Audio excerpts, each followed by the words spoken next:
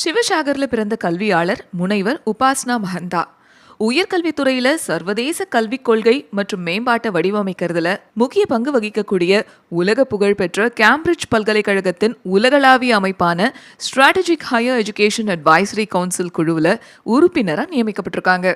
OP Jindal global பல்கலைக்கழகத்தில் இப்போ சேர்க்கை மற்றும் அவுட்ரீச் டீனா பணியாற்றக்கூடிய டாக்டர் மஹந்தா இந்தியாவிலையும் வெளிநாட்டிலையும் கல்வி கற்றவங்க.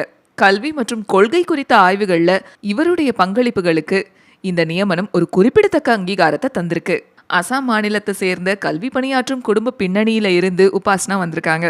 புகழ்பெற்ற ஜவஹர்லால் பல்கலைக்கழகத்துல பட்டம் பெற்ற உபாஸ்னா கனடாவில் பிரிட்டிஷ் கொலம்பியா பல்கலைக்கழகத்துல ஆய்வு செஞ்சாங்க. Mumbai Tata institute of social சயின்சஸ்ல பணியாற்றினவங்க. கேம்பிரிட்ஜ் உயர்குழுவில் உபாஸ்னா இடம் பிடிச்சிருக்கிறது அனைவரையும் உள்ளடக்கிய கல்வி, வட்டார பிரதிநிதித்துவம், பன்மைத்துவ பண்பாடு இதெல்லாத்தினுடைய முக்கியத்துவத்தை கல்வித்துறையில பேசக்கூடிய வல்லுநர்களுக்கு கிடைச்ச பெரிய வெற்றின்னு சொல்லலாம். வாழ்த்துக்கள் உபாசனா.